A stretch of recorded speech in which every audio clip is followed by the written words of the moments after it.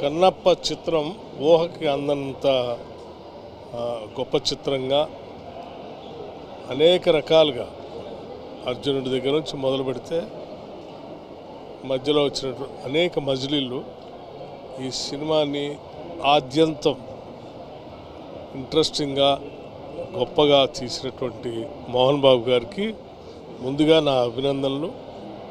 అట్లాగే ఈ కన్నప్ప చిత్రంలో హీరోగా నటించినటువంటి మంచును చాలా గొప్పగా నటించాడు.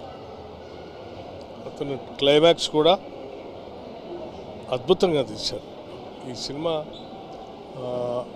చిత్రీకరణ కానీ లేకపోతే సుందరమైన ప్రదేశాలు కానీ కథనం కానీ లేకపోతే నటించడం కానీ అద్భుతంగా ఉంది. నిజంగా ఇది ఒక మైల్ స్టోన్.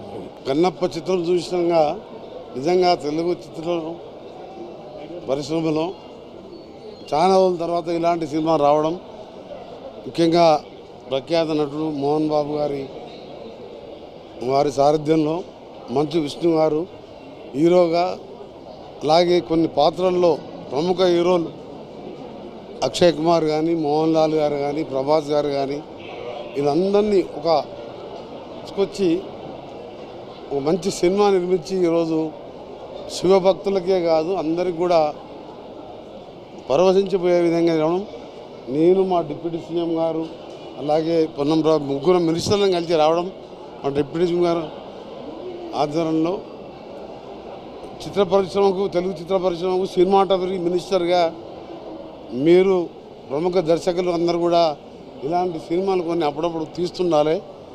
ఎందుకంటే ఈరోజు తెలుగు స్టోరీ, ఇలా కన్నప్ప స్టోరీ మనం గతంలో చూసినాం. అందుకనే సినిమా ఇండస్ట్రీ మినిస్టర్గా కొందరికి కోరుతున్నాను, అందరు కూడా ఇది ఒక మన హిందూ మతం కానివ్వండి,